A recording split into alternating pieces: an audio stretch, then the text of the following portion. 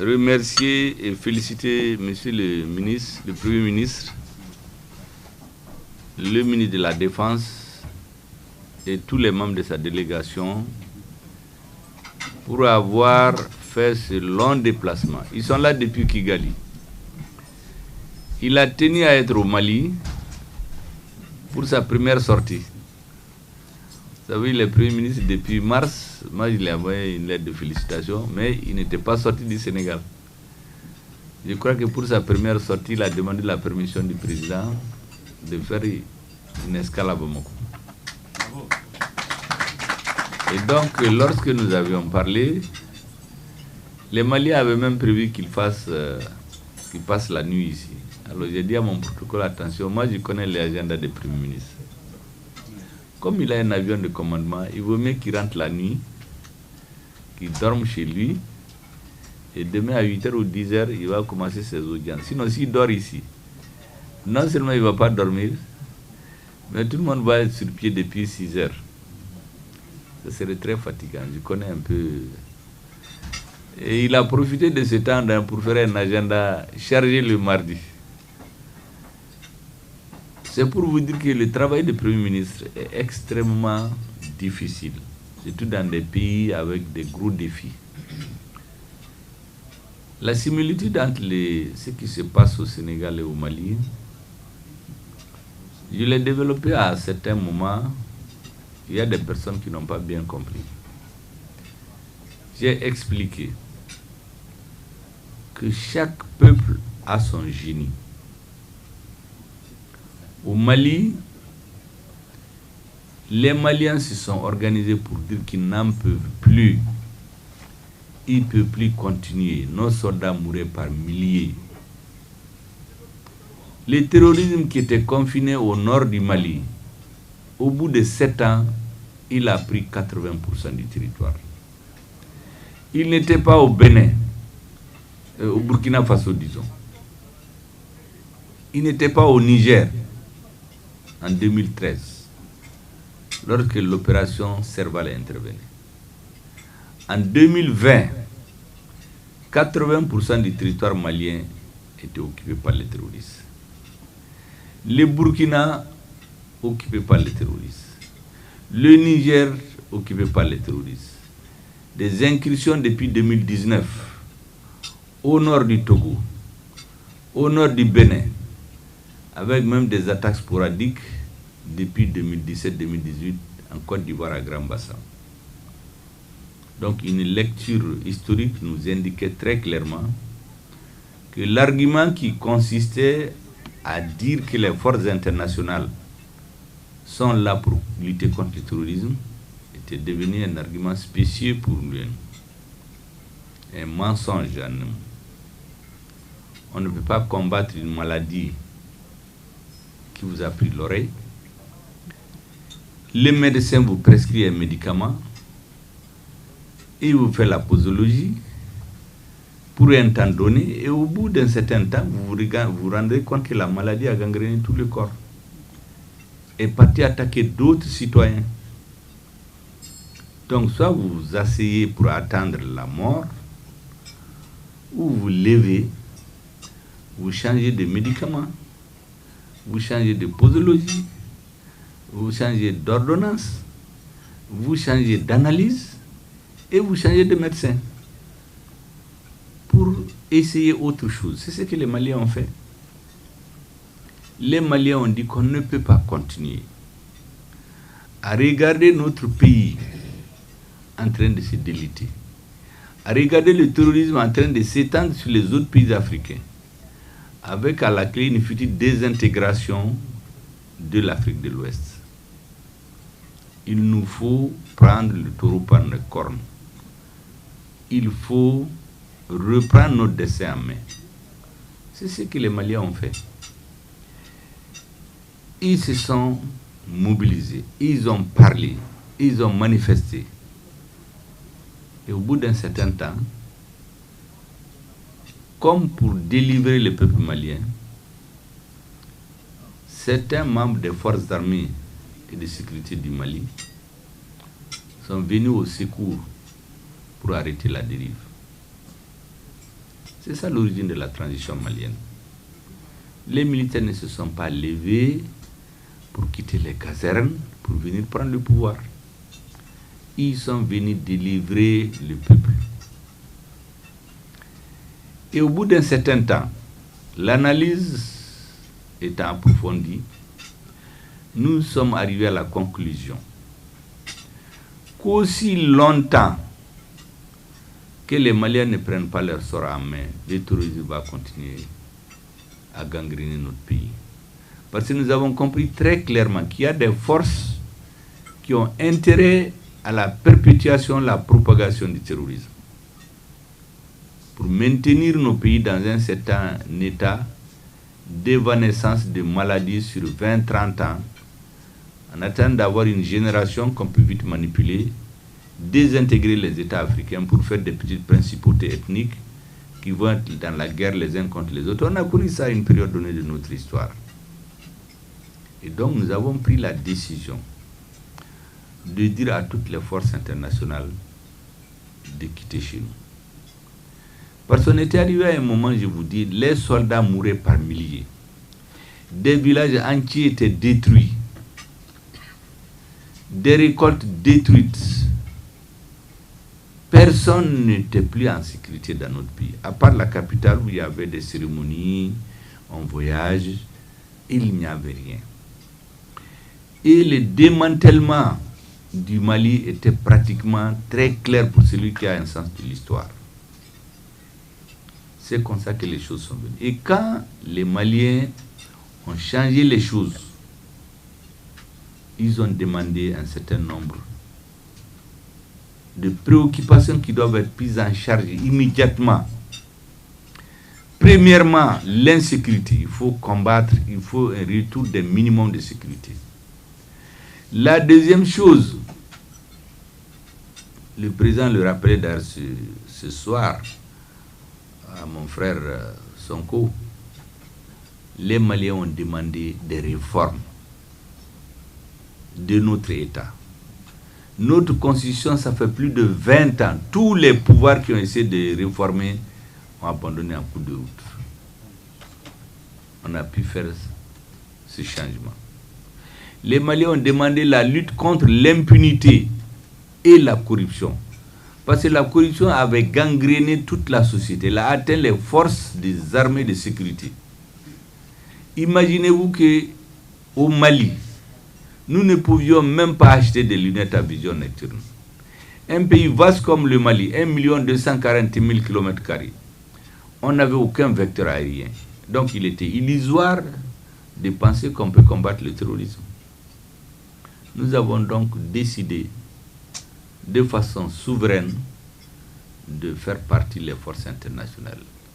MINUSMA, Barkhane, Takuba, G5 Sahel, EUTM, ECAP et que sais-je encore. Il y avait des parties du territoire malien qui étaient interdites à l'armée malienne. Quand elle veut aller, on leur dit non, c'est la zone d'entraînement des forces étrangères, vous n'avez pas le droit. On apprend qu'il y a des terroristes qui ont attaqué les populations, l'armée ne peut même pas aller constater. C'est dans ces conditions qu'il y a eu le changement. Les Maliens ont demandé en fuite que l'accord qu'il y a eu entre les frères maliens du Nord et du Sud, il faut regarder l'accord, surtout que c'était prévu, le relire de façon à préserver un certain nombre de choses. La laïcité de l'État, l'intégrité du territoire, la souveraineté du pays sur l'ensemble du territoire national. Voici les circonstances dans lesquelles les changements sont intervenus au Mali. Au Burkina Faso, c'est un soulèvement militaire à cause de l'instauration du terrorisme. Là-bas, il y a pas de problème démocratique. Un président a été élu, une assemblée a été élue, tout marchait, j'allais dire normalement. Mais c'est l'insécurité. Après la mort brusque de plus de 50 militaires, plus d'autres bien sûr, les militaires se sont révoltés. Au Niger, c'était la même chose. Il y avait un président élu, il y avait une assemblée normale, mais les militaires mouraient par milliers aussi. Aucune perspective. Les populations ne peuvent pas manifester. Vous vous rappelez quand la force Barkhane a quitté le Mali? Les Nigériens qui sont sortis manifester, celui qui dirigeait la manifestation, on l'a tué, brûlé dans sa voiture, on n'en parle même pas. Voici les conditions dans lesquelles les changements ont eu lieu. Donc, comme mon frère Sonko l'a dit aujourd'hui, il faut trouver les origines des changements au lieu de s'attaquer aux conséquences, autrement dit aux symptômes. Au Sénégal, il y avait théoriquement la démocratie. Mais aucune démocratie, je persiste et je signe, aucune démocratie normale ne permet de prendre des opposants, les chefs d'un parti et ses collaborateurs, les mettre en prison. En prison, 1000 militants du parti, tuer plus de 60 personnes, chercher à manipuler la justice, l'institution, la constitution pour préserver le pouvoir. La démocratie n'a pas dit ça. Mais le peuple sénégalais a trouvé son propre génie, a passé par son propre génie. Il a trouvé la solution. Et certains disent, oui, dans tel pays, il y a eu ceci, il y a eu cela. J'ai dit, non, il faut respecter les peuples. Et le Premier ministre qui est à côté de nous aujourd'hui incarne ce génie du Sénégal. Les Sénégalais ont décidé de faire autre chose qu'avant. C'est pourquoi dans le discours que j'ai lu aujourd'hui, je lui ai dit qu'il a fait de la politique, au sens noble du terme. J'ai dit la politique, certains pensent que c'est dribbler, tromper, mentir. Non. La politique, c'est un art. Il a montré qu'il est un vrai artiste. J'ai dit c'est l'art de rendre possible ce qui est nécessaire. Un art de réaliser ce qui est possible et rendre possible ce qui est nécessaire. Ce qui était nécessaire pour les Sénégalais, de notre analyse, on peut se tromper, c'était un changement de paradigme politique. Ça, c'était nécessaire. Il fallait rendre cela possible. Et ça, ce n'est pas des hommes. Et il a eu l'intelligence. C'est ce que j'ai dit, la vision et la maturité stratégique de faire ce qu'on a rarement vu en Afrique. On a tout fait pour les éliminer. Les avocats, moi j'ai ici une note, j'ai déchiffré une conférence de presse de son avocat que j'ai pris pour mes futurs livres d'histoire. J'ai complètement transcrit de tête. Des avocats ont été emprisonnés. Aucun droit ne le dit.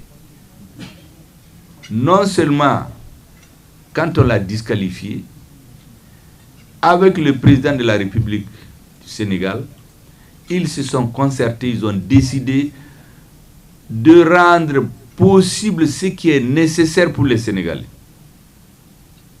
Le changement. Rarement en Afrique on a vu ça. Si c'était dans d'autres pays, on va dire non, on préfère ne pas aller aux élections. Si ce n'est pas le chef, c'est zéro. C'est ce qu'on nous a cultivé comme ça. Mais eux, ils ont eu le sens de l'histoire. Ils ont eu une maturité que j'appelle, c'est des véritables maturités stratégiques.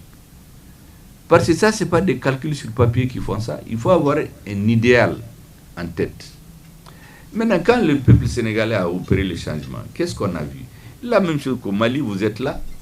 Depuis bientôt 3 ans que le gouvernement de transition est sur pied. Tout a été fait pour opposer les deux têtes de l'exécutif. Au Sénégal, j'ai remarqué, dès l'installation du président Faye, on a commencé, est-ce que le PASTEF a un programme? Et puis, comme au Mali, des nouveaux amis, des critiques. Or, quand les gens gèrent le pays, le temps de la gestion d'un pays n'est pas celui des meetings électoraux. Ça, c'est dans tous les pays du monde. La justice, le temps de justice n'est pas le temps des hommes. Or, il y a des impatiences qui s'expriment. Donc, la stratégie, je vais vous l'expliquer, c'est la même chose. Historiquement, quand on veut détruire un pouvoir, on crée des problèmes au sommet. Donc, faire une division au sommet ou couper le sommet de la base. C'est le grand secret. Donc, il faut tout faire pour les couper de cette base qui les a portés au pouvoir. Ici aussi, vous savez, au Mali, je ne vous apprends pas, toutes ces floraisons d'organisations qui se sont créées, qui soi-disant soutiennent la transition, dont la finalité, c'est de créer des oppositions au sommet. Est-ce que quelqu'un peut imaginer qu'il est bon, il travaille pour la marche du Sénégal, et sa mission c'est d'opposer le premier, c'est le président du Sénégal. Mais on a vu la même situation au Mali. C'est pour cela que je leur ai dit une maxime, j'ai dit ça dans une interview, on dit que l'opposition unie, le pouvoir divise. Et c'est sur ça que les adversaires vont travailler. L'antidote à cela, c'est de se parler régulièrement. Ne prendre aucune grande décision sans se concerter. S'ils font ça, les adversaires vont parler, ils vont s'étouffer. Et de toutes les façons, ils n'ont pas de choix d'ailleurs.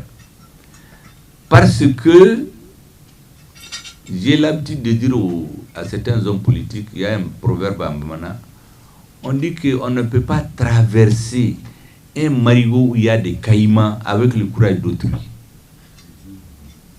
On ne peut pas traverser un marigot où il y a des caïmans avec le courage d'autrui. Donc tout ce qui parle autour d'eux, c'est quand tout va bien. S'il y a des problèmes, il y a beaucoup d'amis qui vont disparaître. Donc ils se tiennent la main. Ici au Mali, je l'avais dit, le 4 juin 2021, avant que je ne sois Premier ministre, j'ai dit le chemin qu'on a emprunté, il faut que nos partenaires le sachent, doit nous conduire à regarder vers d'autres horizons. Mais que lorsqu'on aura emprunté ce chemin, nous allons rencontrer beaucoup d'opposition. Des puissants vents contraires, même des cercles de feu. Il nous appartient de nous tenir la main. Tous les Maliens, même ceux qui vont tomber, il faut les tenir les mains pour sortir de cette situation, pour arriver vers de nouveaux rivages. Ce défi-là, tous les gouvernements, tous les patriotes africains ont ça. C'est ce qu'on a au Mali, c'est ce qu'il y a au Sénégal, c'est ce qu'on a au Burkina, c'est ce qu'on a au Niger, c'est ce qu'il y a dans d'autres pays. Et regardez seulement l'appellation de leur parti. Les patriotes sénégalais. Or, la seule chose, moi je suis convaincu, qui permet de tenir loin, c'est d'être patriote. Je suis de gauche, je suis de droite, je suis du centre, tout ça c'est le discours. Mais la patrie, quand on l'aime, c'est ça le principal carburant pour aller de l'avant. Je leur souhaite donc très bonne chance, beaucoup de courage. De la même manière que j'ai dit que toute l'Afrique regarde le Mali, parce que j'ai écouté, j'ai lu des propos de Sonko du fond de sa prison, quand le Mali se battait contre tous. Quand on ne cherchait pas à nous comprendre, en ce moment, il n'y avait pas de problème ni au Burkina ni au Niger. On était seuls. Mais les Maliens ont dit à tout le monde que nous ne sommes contre personne. Et Sonko, du fond de sa prison, il a fait des écrits que j'ai lus. Nous, ça nous mettait du baume au cœur. Ça veut dire qu'on ne se battait pas seuls.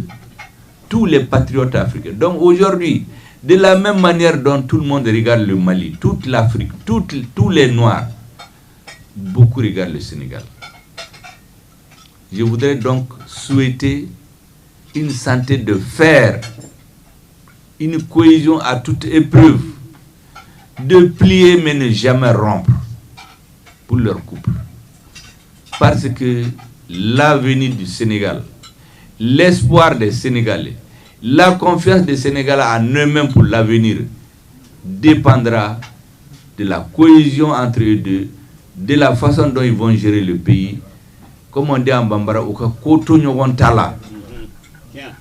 au début, de se faire des concessions, de discuter sur toutes les questions importantes. Parce que sinon, Dieu nous en garde. Je voudrais donc, Monsieur le Premier ministre, vous souhaiter une santé de fer. Souhaitez au président une santé de fer. Vous souhaitez une entente à toute épreuve. Souhaitez au peuple sénégalais beaucoup de succès. Et vous aussi, beaucoup de chance. En politique, c'est comme le sport, souvent, la chance doit vous sourire. Quand, par exemple, il y a une bonne saison pluvieuse, les politiques sont contents, mais en fait, ça, c'est la chance, c'est un don de Dieu. Quand ça ne marche pas, on dit que c'est lui. Je leur souhaite donc beaucoup de chance, beaucoup de courage, beaucoup de lucidité et continuer à être stratège comme ils l'ont montré. Parce que c'est la stratégie qui manque aux dirigeants africains. C'est pour cela que dès qu'il y a une contradiction, on transforme ça en antagonisme. Et regardez ce qui s'est fait autour de nous. La destruction des pays à cause de la mésentente des leaders. Je souhaite donc que tout aille bien au Sénégal. Le Sénégal et le Mali et d'autres pays sont des exemples que tout le monde regarde aujourd'hui. Monsieur le Premier ministre, je vous souhaite très bonne chance et grand salut à tout le peuple sénégalais et vous dire que votre réussite sera la réussite des Africains, comme nous pensons que notre réussite, ça serait la réussite des Africains. Merci beaucoup. J'ai été long, mais c'était nécessaire. Merci. Merci beaucoup, Monsieur le Premier ministre, Messieurs les ministres et collaborateurs ici présents, et tous les invités. Il y a les dames ministres aussi, hein, Monsieur le Président. Messieurs et dames les ministres, donc. Absolument, absolument.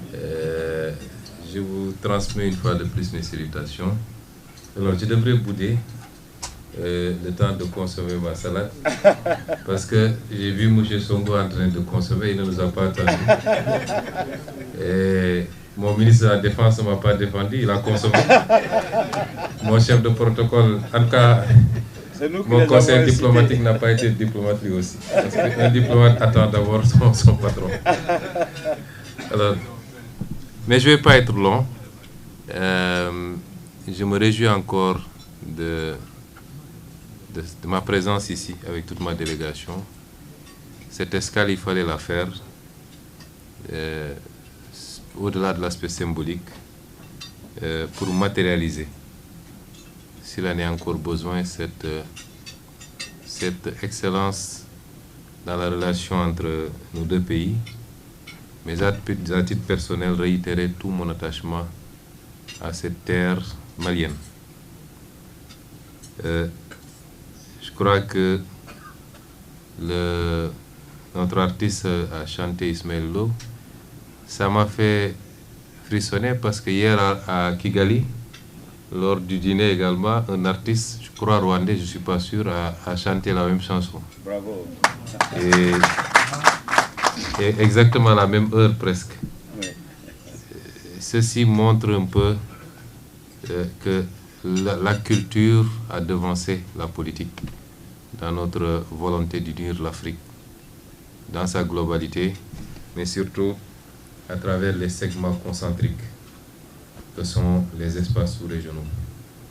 Nous avons encore beaucoup de travail à faire. Et l'autre aspect assez symbolique, vous l'avez rappelé, Monsieur le présentateur, c'est cette kora. Cette kora qu'on retrouve chez moi à Casamance, avec de très très très grands griots, mandingues, qu'on retrouve en Guinée, dans les deux Guinées d'ailleurs, en Gambie, au Mali et un peu en Mauritanie. C'est des symboles très forts de la transversalité des peuples à travers les différents pays, indépendamment du saucissonnage que la colonisation a réussi à imposer. Et c'est important pour nous. Monsieur le Premier ministre, vous avez beaucoup développé sur les enjeux et les défis qui nous interpellent tous. Je puis vous assurer que pour le cas du Sénégal, effectivement, et ça ne date pas de maintenant, la politique va avec cela, c'est toujours des manœuvres pour diviser.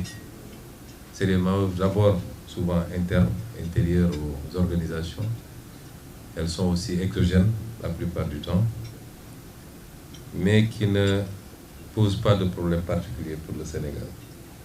Je puis vous en donner une assurance que s'il plaît à Dieu, ce qui posera problème ne viendra pas de... S'il devait y avoir problème, parce que ma conviction c'est qu'il n'y en aura pas, mais ça ne viendra pas des relations qui existent entre le président de la République et moi-même. Nous sommes conscients des enjeux et nous nous sommes beaucoup battus. Nous y avons laissé beaucoup de plumes, individuellement comme collectivement.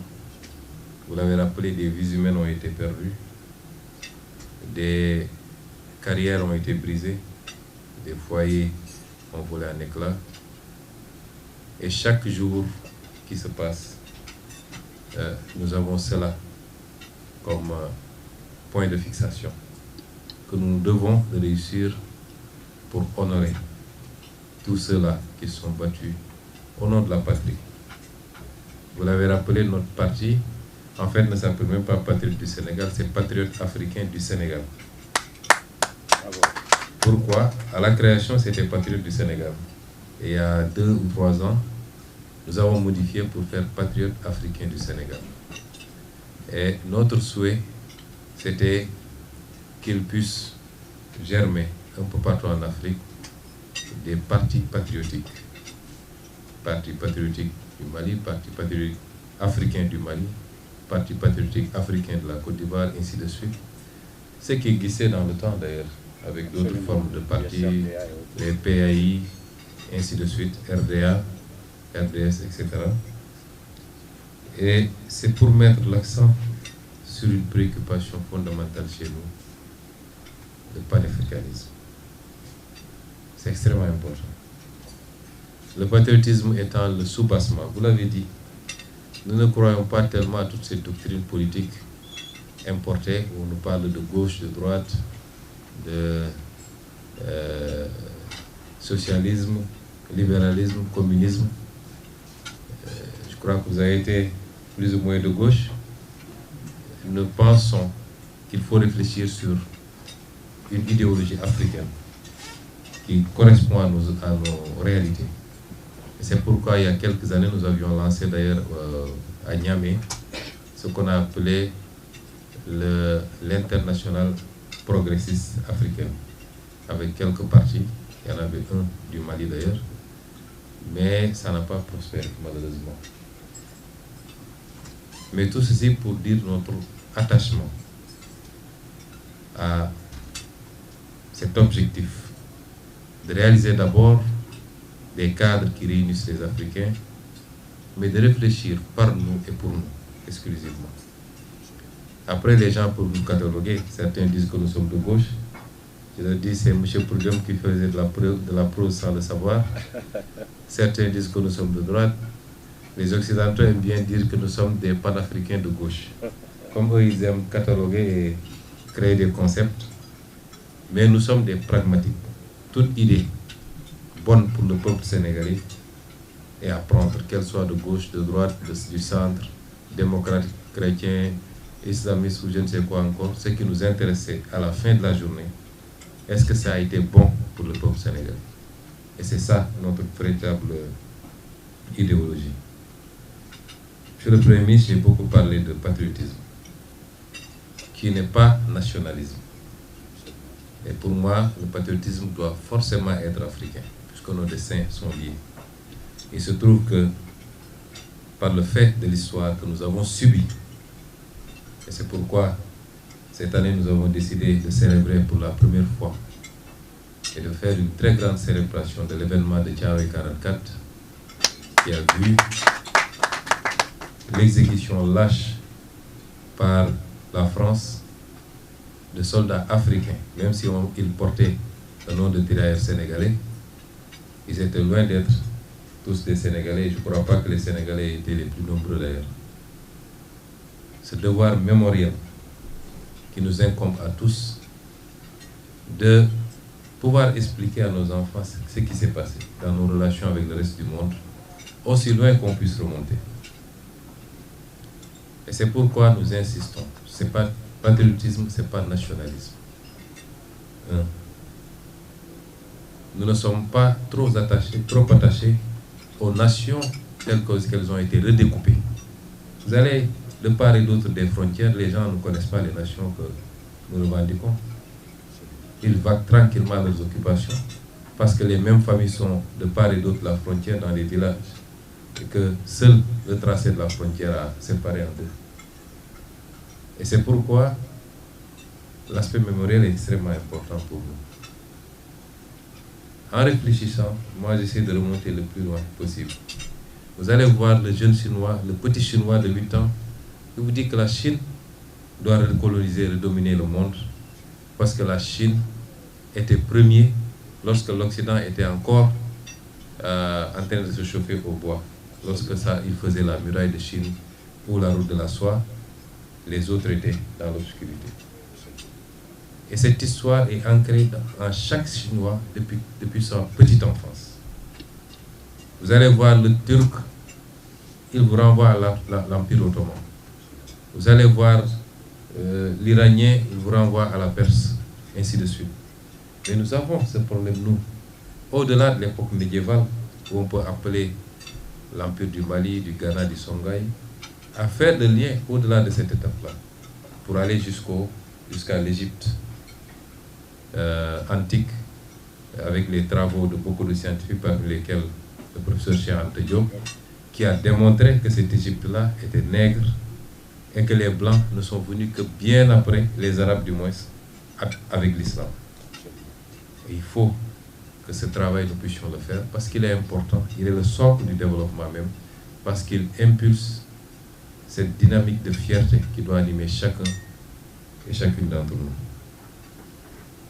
Et cela nous amène à nous questionner sur les questions que nous avons en commun. Aujourd'hui, le combat que vous menez, c'est un combat pour la souveraineté.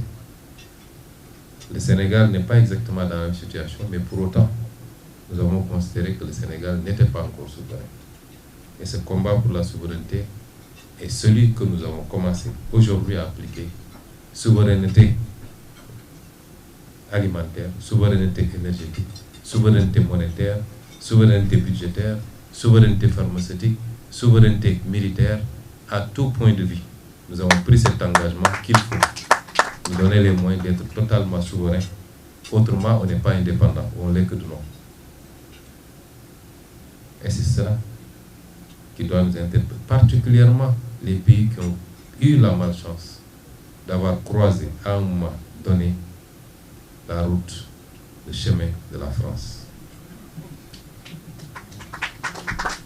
Et je voudrais dire aujourd'hui que dans cette dynamique, comprendrez bien la position du Sénégal, comme nous comprenons la vôtre, parce que chacun de nos pays, tout voisin que nous sommes, tout frère que nous sommes, chacun a eu, surtout les dernières décennies, une histoire qui lui est particulière. Et l'histoire du Mali n'est pas forcément celle du Sénégal, même si le Sénégal a eu à vivre les velléités de partition depuis les années 80 jusqu'à maintenant, même si c'est maintenant dormant, nous l'avons vécu de manière très douloureuse. C'est pourquoi nous pouvons comprendre. Et nous respectons que le Mali, le Niger, le Burkina puissent prendre des décisions par rapport à cette histoire qu'ils ont vécue, qu'ils vivent encore, et qui est douloureuse du moins, qui a été créée de toutes pièces par ceux qui, depuis longtemps, n'ont jamais voulu du progrès de l'Afrique. Et c'est pourquoi, Monsieur le Premier ministre, souvent je dis, je peux comprendre ces situations, mais posons-nous toujours cette question extrêmement importante. À qui profite cette situation? Et à qui elle profiterait si elle s'aggravait? à tout le monde, sauf à nous, Africains, de quelque bord que nous situons. Et c'est ça qui justifie la position du Sénégal. De dire, nous n'étions pas là quand beaucoup de choses se passaient. Nous n'étions pas au pouvoir, mais nous avons condamné. Dans nos discours, dans nos meetings, dans nos écrits, nous avons condamné beaucoup de choses qui ont été faites, non pas par la CEDEAO des peuples, mais par certains dirigeants de la CEDEAO. Et nous continuons à le condamner, avec toute la fermeté qui s'y est. Nous considérons qu'il y a eu des fautes qui ont été commises et qui ne sont que la continuation d'un ensemble de fautes commises dans le passé, parce que justement cet outil que nous avons en commun ne s'est jamais remis en cause, a été beaucoup plus l'outil de quelques chefs d'État préoccupés par des considérations souvent personnelles, amicales, syndicales même, comme disent certains, que par ce qui devait être la vocation de l'outil, avec des réflexions profondes, structurées. Et ces fautes ont été commises. Et nous ont valu la situation que nous vivons. Mais la position du Sénégal, c'est de dire, autant nous condamnons cette démarche, autant nous n'accepterons jamais, maintenant qu'on est au pouvoir, que des décisions de ce genre puissent porter notre sceau. Autant nous avons pensé qu'il fallait se donner encore des chances de sauver ce qui était sauvable. Parce que dans chacune des décisions que nous prenons, il y a des conséquences comment on appelle ça, qui s'enchaînent et qui peuvent ne pas apparaître tout de suite dans notre globalité, au niveau économique, au niveau financier, au niveau etc. etc. Et nous allons considérer, nous, et c'est ça notre conception du panafricanisme. On a vu des gens nous critiquer, oui, ils ont trahi, etc. Qu'est-ce qu'on aurait trahi? Absolument rien. Nous sommes conformes à nos écrits, à nos prises de position, que, en tant que parti africain, nous devons tout faire pour garder le bloc et l'élargir même si possible. Ce n'est pas un crime de dire, je veux, malgré tous les problèmes qu'on a en famille, je ne veux pas que la famille éclate en mille morceaux. Et c'est ça, c'est une démarche panafricaine. Ça ne nous empêche pas de dire la vérité à chaque fois qu'il le faudra, et d'apprécier par rapport à ce qui va suivre après, et de pouvoir sereinement, librement, prendre les décisions par rapport à tous les aspects que nous aurons réussi à réunir, à regrouper pour une analyse objective. Mais en attendant, en tout cas ce que je demanderai, nous avons tous la responsabilité aussi d'éviter que des situations politiques, institutionnelles, qui ne trouvent leur source que quand un groupe d'hommes, fussent-ils des chefs d'État, sur les centaines de millions de citoyens de la sous-région, ce n'est pas les citoyens qui ont ces problèmes, ce n'est pas les peuples qui ont ces problèmes, que des situations dont les seuls responsables, fussent-ils président de la République, c'est une poignée de présidents, et parmi lesquels on peut soustraire encore une petite poignée, que ces situations-là ne puissent dégénérer et provoquer la haine entre les peuples. Et nous avons tous la responsabilité, dans la conduite de nos décisions, de parler à nos peuples et particulièrement à nos jeunesses. Parce que ce que je vois de temps en temps dans les échanges, même sur les réseaux sociaux, c'est pas ça l'Afrique de l'Ouest. Les insultes, les injures de tel peuple contre tel autre peuple, etc. Vous savez, tout a une fin. Et il ne faut jamais insulter l'histoire parce qu'on ne sait pas quand est-ce qu'on va se retrouver et est-ce qu'on va se retrouver. Donc nous avons cette obligation. Si les pays de l'AES décident de quitter, ils ont plein droit de le faire parce que c'est des pays souverains. Les accords de la CEDEAO ne lient pas les gens de manière inaliénable. Donc, s'ils décident de le faire, c'est leur vrai droit. Et nous, le Sénégal, nous disons, quel que soit le choix opéré par le Mali, ça n'aura aucun impact sur nos relations bilatérales qui transcendent la CEDEAO. Ça, c'est une certitude. Mais faisons tout ça dans le respect de considérations qui ne sont pas politiques. De savoir que nos ancêtres, en tout cas nos arrière-grands-parents, nos arrière-arrière-grands-parents, avaient réussi à unifier une très grande partie de l'Afrique de l'Ouest, incluant beaucoup de nos pays. Ils avaient réussi à le faire et ça avait marché très fort. Et c'est le moment où l'Afrique avait produit de grands empires. Et ça a créé des liens forts entre ces peuples-là. Ces liens-là transcendent les considérations politiques qui sont en cours actuellement. Donc nous devons tous parler à nos concitoyens, particulièrement à notre jeunesse, les raisonner. Des choix politiques vont s'opérer, mais les peuples demeureront des peuples amis, pour ne pas dire les mêmes peuples, et que, au-delà des choix politiques, quand ils seront faits et qu'on arrive à la phase de la stabilisation, les pays vont continuer à commercer économiquement, socialement. Il n'y a pas quasiment presque de famille malienne qui n'est d'attache au Sénégal et vice-versa. Ça, ce n'est pas les décisions politiques qui vont changer ça. Personne ne pourra interdire au peuple des deux côtés de se fréquenter, de vivre ensemble, de continuer à faire les choses ensemble. Et c'est extrêmement important à mon avis.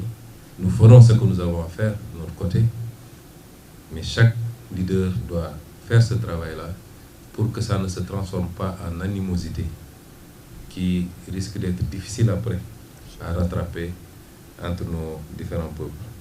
Voilà ce que je voudrais dire pour conclure, me féliciter encore de cette rencontre, de cette escale qui nous a permis de partager ces moments forts, remercier son Excellence le Président Goïta pour son accueil, mais également ses mots sages, et vous dire qu'en ce qui me concerne, moi, même si le Mali mettait, je crois, c'est dans certains pays, on met des, comment on appelle ça, les boucliers de missiles là pour que les gens n'interviennent pas. Même si le Mali mettait un bouclier de fer pour qu'on ne vienne pas, moi je viendrai au Mali. Bravo, bravo. Et personne ne m'empêchera de venir. Je vous remercie de votre attention.